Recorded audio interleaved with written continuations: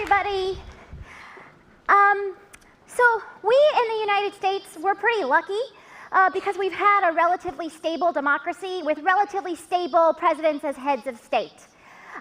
These presidents haven't put their own ambition ahead of the country. They haven't taken us into unwarranted wars. They've been meat and potatoes men with a loving family and a dog by their side. And because of the structure of our Constitution, we haven't had any tyrants. Of course, this guy is the closest we've come, but being a tyrant is obviously a problem because tyrants are tyrannical. Thank you, that's the best slide I've ever made in my life. And they're literally cruel and oppressive by definition. And like I said, because of our Constitution, our current president can't go full tyrant, right? He's more of like a schmuck meets tyrant, or what I like to call a schmyrant. Nevertheless, schmyrants and tyrants, they share a lot in common. Like, for example, they have no sense of humor. If you take a look at this graph, this is a schmyrant's ability to handle a joke graph, obviously. The x-axis represents joke severity. 10 being, yo mama's so fat, she's so fat, they use a crane to take her to work. And then 1 being, yo mama's so pretty, she's so pretty, they call her beautiful. The average schmyrant can't handle level 10 yo mama joke. They can barely handle level 2 because they have no sense of humor. Okay, here's another commonality. People always ask me, what does our current president have in common with former Ayatollah Khomeini? I get this question all the time. And I tell them they both hated the press, right? Hated the press, we're always trying to get rid of it.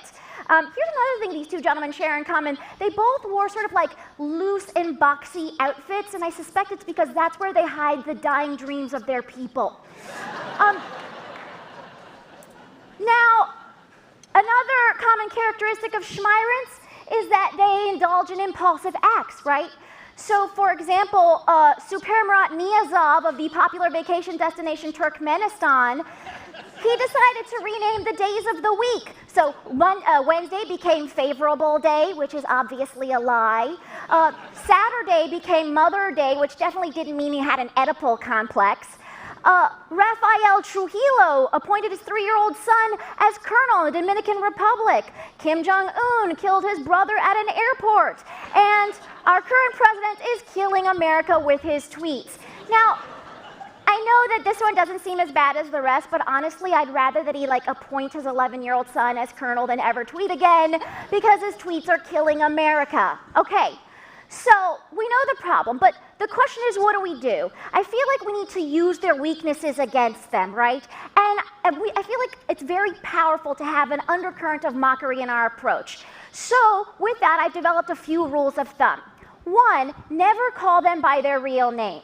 So the cognitive linguist George Lakoff pointed out that our president's name was too triumphant sounding, right? That could have had a positive effect on his campaign. That if you switched a couple of letters in his name, it would have been Twimp. And who can imagine voting for President Twimp, right? So my proposal to you guys is, instead of calling him by his real name, call him popular vote losing minority president Donnie Twimp. And if that's too much name for you, along with my podcast, Fake the Nation, we've actually launched DonnieTwimp.com.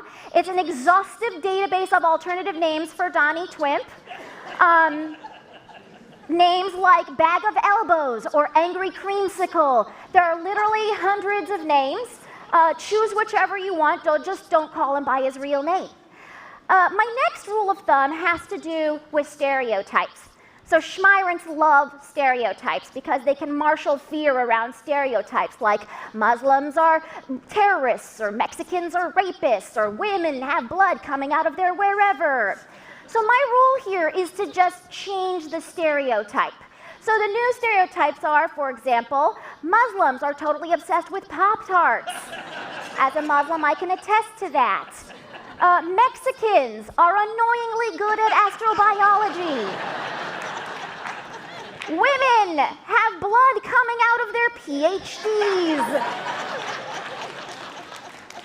And if you need more stereotypes, I created a Twitter bot that generates stereotypes every day. Stereotypes like Albanians are really good at sneezing quietly.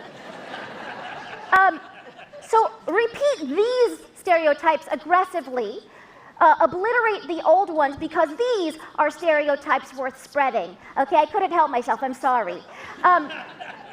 Let's move on to my next rule of thumb.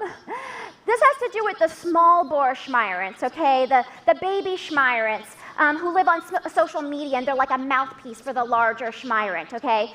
Now, my rule with them is to flip the script. And to illustrate what I mean by that, I'm going to give you a little tale from my own life. I was recently on MSNBC because I'm the voice of a generation, and we were there talking about popular vote losing minority president Donnie Twimp, and after the show, someone posted on Twitter, @Negin Farsad is clearly the Jewish nerd on the panel. And as a Muslim, I was really flattered because it felt like an upgrade, but I had to clarify, I'm actually the Muslim nerd on the panel. And then they responded, sorry, but you're clearly a Jewy McJewface. And I thought it was funny that they'd be so insistent that I be Jewish, you know, like, I'm sorry I took your anti-Semitism away from you, but I feel like Islamophobia is a really good substitute.